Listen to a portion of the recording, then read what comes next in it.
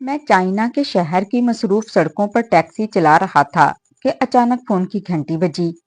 इस एक कॉल ने मेरी जिंदगी का रुख मोड़ दिया। पाकिस्तान से मेरे भाई की आवाज थी, जो रोते हुए बता रहा था कि तुम्हारी बीवी अचानक दिल का दौरा पड़ने से इंतकाल कर गई। वो लम्हा मेरी जिंदगी का स्याह तरीन लम्हा था। मैं पागलों की तरह एयरपोर्ट भागा, जैसे तैसे टिकट करवाया। गम से नढाल प्लेन में बैठा तो मेरे आंसू जारो कतार बह रहे थे। कुछ लोग हैरत से मेरी तरफ देख रहे थे, मगर मुझे कुछ होश नहीं था। मैंने सफर के दौरान कुछ खाया भी नहीं। घर वालों को कह दिया कि मेरी बीवी को तब तक ना दफनाएं जब तक मैं आ ना जाऊं। मैं अपनी बीवी से बहुत मोहब्बत करता था। अचानक घर से ऐसी खबर आई तो मैं खुद को संभाल नहीं पा रहा था। जब पाकिस्तान पहुंचा तो कुदरत को कुछ और ही मंजूर था। जब मैं घर पहुंचा तो सेहन में सफ़े मातम बिछी थी और मेरे भाइयों ने बताया कि तदफीन हो चुकी है, क्योंकि गर्मी ज्यादा थी और मैयत को ज्यादा देर रखना मुमकिन ना था। मैं अपनी शरीक हयात का आखिरी दीदार भी ना कर सका। इस सदमे ने मुझे अंदर से तोड़कर रख दिया। घर बिल्कुल खाली लग रहा था और मुझे कुछ अच्छा नहीं लग रहा था। सब मुझे हौसला दे रहे थे। एक महीना मैंने इसी कर्ब में गुजारा। हर रोज इसकी कब्र पर जाता, घंटों रोता और यादों के चिराग जलाता। लेकिन जिंदगी की तल्ख हकीकतें और परदेस की मजबूरियां पीछा नहीं छोड़ती। घर के माली हालात और कर्ज तले दबी जिंदगी ने मुझे दोबारा चाइना जाने पर मजबूर कर दिया। मैं बोझल दिल के साथ दोबारा रवाना हो गया। लेकिन मेरा जहन वहीं पाकिस्तान के इस कच्ची मिट्टी की कब्र में अटका हुआ था। चाइना वापसी के बाद मैं एक मशीनी जिंदगी गुजार रहा था।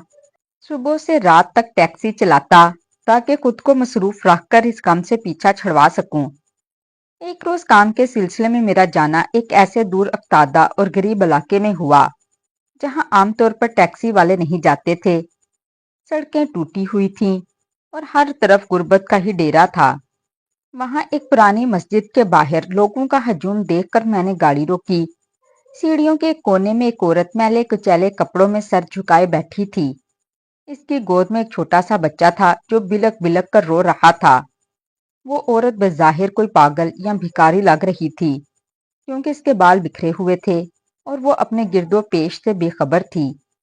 मैंने तरस खाकर जेब से कुछ पैसे निकाले और इसकी तरफ बढ़ा दिए।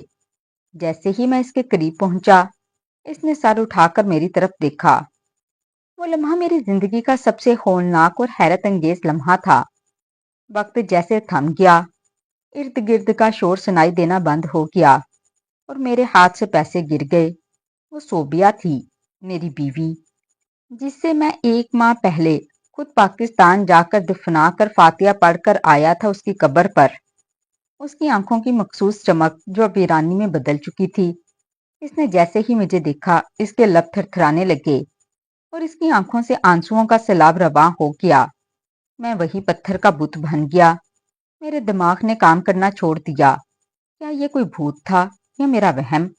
मैंने कांपती आवाज में इसका नाम पुकारा, सोबिया। इसने रोते हुए अपना हाथ मेरी तरफ बढ़ाया और बहुत कमजोर आवाज में कहा, आप आ गए। मैं जानती थी कि आप मुझे ढूंढ लेंगे। इसके लम्स ने मुझे यकीन दिलाया कि ये कोई साया नहीं, बल्कि गोश्त पोस्त की वही औरत है जिसे मैं मुर्दा समझ चुका था। वो बच्चा जो इसकी गोद में था भूख से बेहाल हो रहा था। मैंने इसे सहारा देकर उठाया और फौरन टैक्सी में बिठाया। मेरा दिल सीने से बाहर आने को था और दिमाग में हजारों सवालात हथौड़े की तरह बज रहे थे। एक तो सोबिया जिंदा थी और वो भी यहाँ चाइना में। ये दोनों बातें हैरत वाली थीं। अगर सोबिया यहाँ चाइना की इन गलियों में इस हाल में है, तो वो कौन थी जिसे मेरे भाइयों ने इतनी हुजलत में सुपुर्दे खाक किया? वो डेथ सर्टिफिकेट, वो कब्र, वो जनाजा, क्या वो सब एक ड्रामा था? और इस सब के पीछे मेरे अपने ही घर वालों का हाथ क्यों था?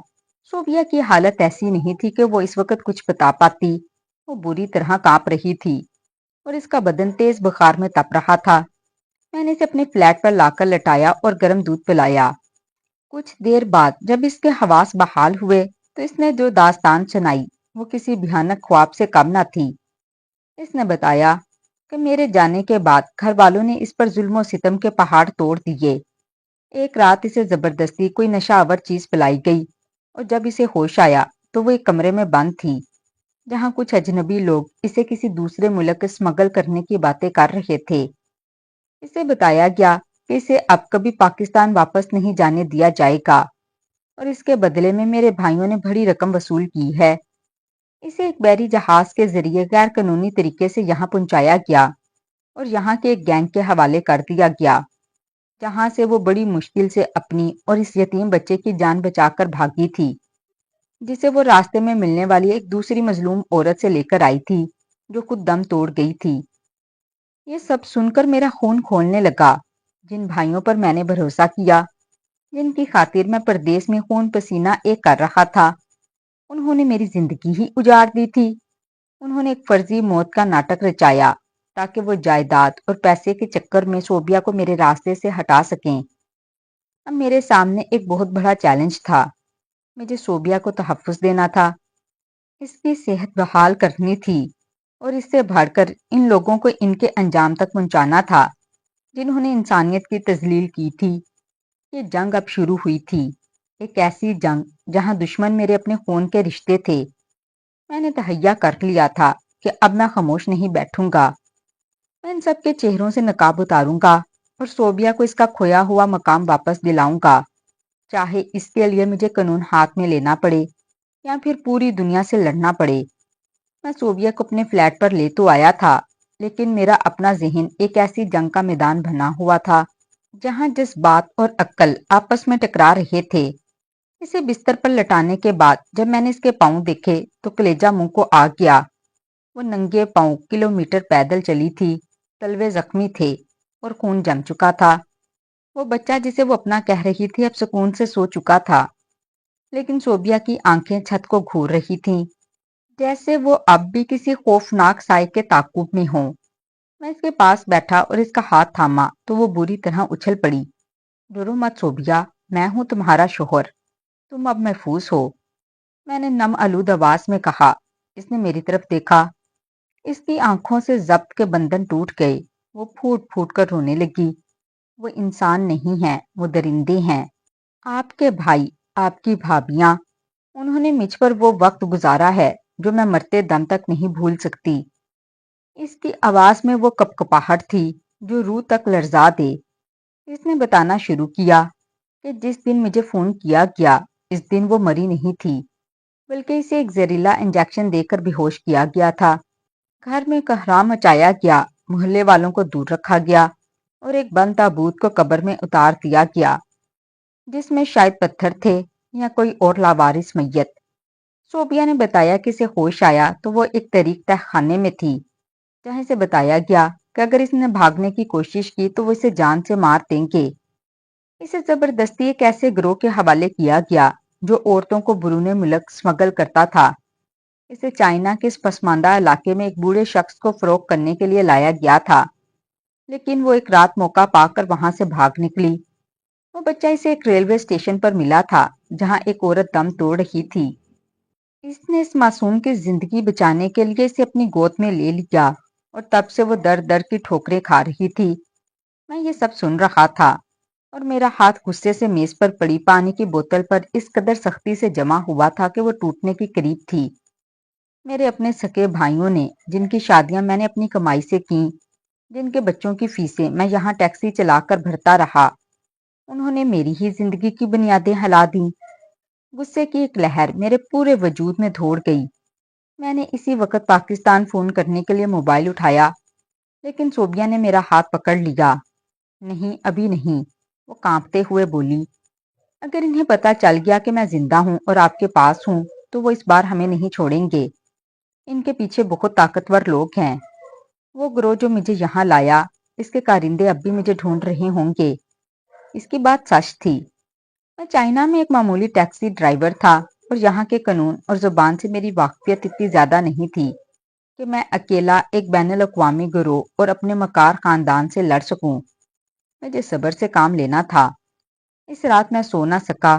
میں بالکنی میں کھڑا چائنا کی روشنیوں کو دیکھ رہا تھا جو اب مجھے دھندلی نظر آ رہی تھیں۔ میرا ذہن ایک ایسے منصوبے کی تلاش میں تھا جس سے میں صوبیہ کو قانونی طور پر تحفظ دے سکوں اور ان لوگوں کو بے نقاب کر سکوں جنہوں نے میری غیر موجودگی میں یہ غلیظ کھیل کھیلا اور میری زندگی تباہ کر دی۔ اگلے چند دن میں نے صوبیہ کو چھپا کر رکھا۔